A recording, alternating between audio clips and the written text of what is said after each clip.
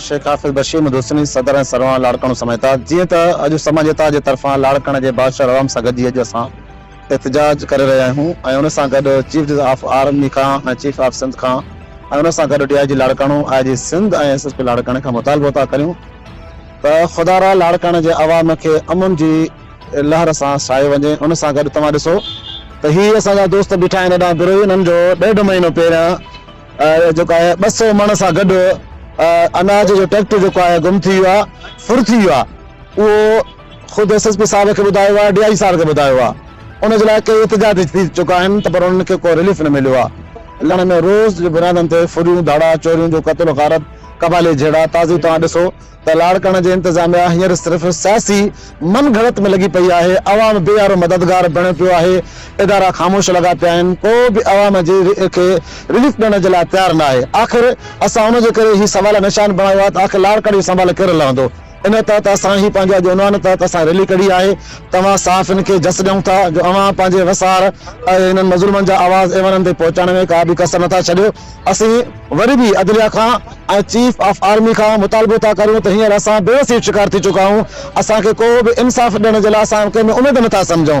उन जे करे छो त हिते लाड़काणे समेता जे तरफ़ां असांजी अलाए केतिरियूं तंज़ीमूं आहिनि जिन जे दोस्तनि खां कंहिंखां मोटरसाइकिल फुर थी आहे, कंहिंजो ट्रैक्टर फुर थियो आहे, कंहिंखां मोबाइल फुर थी आहे, कंहिंजे घरनि में धाड़ा लॻल आहिनि। इहे सॼी शयूं आख़िर इन जी तव्हां सम्झी सघो था त जेके इदारनि में वेठा आहिनि, जेके ॻरियूं पघारूं खणनि था, आसाशूं वठनि था ऐं वॾा वॾा प्रोटोकॉल करे जेको आहे घुमनि था पिया, उहो अवाम खे ॾिनो छा आहे? इहो ई ॾिनो आहे असांखे कबाइली जहिड़ा मिलिया आहिनि, असांखे मंशात मिली आहे, असांजी ईंदड़ नस्ल तबाही जे किनारनि ते पहुतो आहे। इहो ई असांखे मिलियो आहे। असीं अपील था करियूं त आख़िर लाड़काणे जी संभाल लाड़काणो समाजी इताद हिन जेका बदअमनीअ जी सूरत हाल हुजे लाड़काणे जी, या लाड़काणे जे तालीम जो मामिलो हुजे, या लाड़काणे जे हारिन ऐं उन जो इरीगेशन जो मामिलो हुजे, पाणी जो मामिलो हुजे, मां जस ॾियां थो लाड़काणे जे समाजी इताद हाफ़िज़ बशीर अहमद जी निगरानी में ही असांखे रोज़ानो जे बुनियाद ते लाड़काणे जे रोडनि ते ॾिसण में ईंदा आहिनि त लाड़काणे जो जेको आवाज़ आहे उहो समाजी इताद तमामु सुठो बणियो वेठो आहे। मां लाड़काणे जे इंतज़ामिया खे इहा अपील कंदुसि त जेके बि तव्हां चोर ऐं धाड़ेल लाड़काणे जे अंदरि छॾे ॾिना आहिनि, जिन खे तव्हां बिफोर ई लिस्टूं ॾेई छॾींदा आहियो त बाबा हाणे हीउ जेको आहे हिन खे फुरणो आहे ऐं हाणे हिन खे फुरणो आहे, ॼण त असांजे लाड़काणे खे ईअं थो लॻे त तव्हां SSP साहब जिन चोरनि खे टारगेट ॾेई छॾियो आहे। हाणे जो नंढो वापारी, वॾो वापारी, चिंची हलाईंदड़, रक्षा हलाईंदड़, हिते ॼण असां ईअं महसूसु कयूं था त असां को हिते फ़लस्तीन में आहियूं ऐं ॼण इसराइली धमाके जो आवाज़ असांखे कननि में ॿुधण में ॼाण आयो। असां लाड़काणे जे आला इंतज़ामिया खे त मुतालबा करे करे थकिजी चुका आहियूं। उन्हनि जे कन ते का जूअं बि कोन थी चुरे।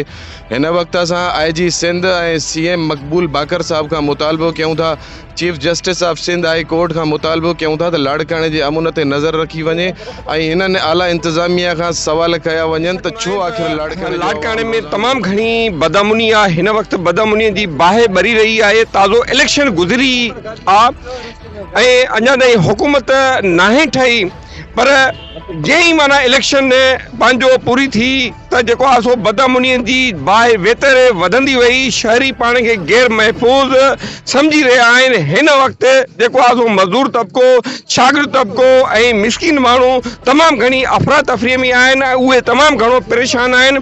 हिकु त बुनियादी सहूलियतुनि जी अणहूंद आहे ऐं मथां वरी जेको आहे सो बदअमनीअ जो राकास, ॾींहं ॾिठे जो चोरियूं, फुरियूं, धाड़ा जेको रोज़ जो मामूल बणिजी चुको आहे। असां लोकल इंतज़ामिया खे वधि में वधि पुरज़ोर अपील पिया कयूं ऐं जेके बि लोकल सियासतदान आहिनि उन्हनि खे असां हथ ॿधी अर्ज़ पिया कयूं त ख़ुदारा हिननि शहर वासियुनि ते रहम कयो ऐं लाड़काणे खे अमन ॾियो। इहा ई असांजी वधि में वधि तव्हां सभिनी खां गुज़ारिश आहे। सॼे सठ खे ऐं लाड़काणे समाजी इत्तेहाद जे सदर हाफ़िज़ बशीर अहमद शेख साहब खे, सभिनी सोशल वर्कर्स खे, सभिनी शहरनि खे मां जस थो ॾियां त अहिड़े माहौल में निकिरी करे बदअमनी जे ख़िलाफ़ निकिता आहिनि।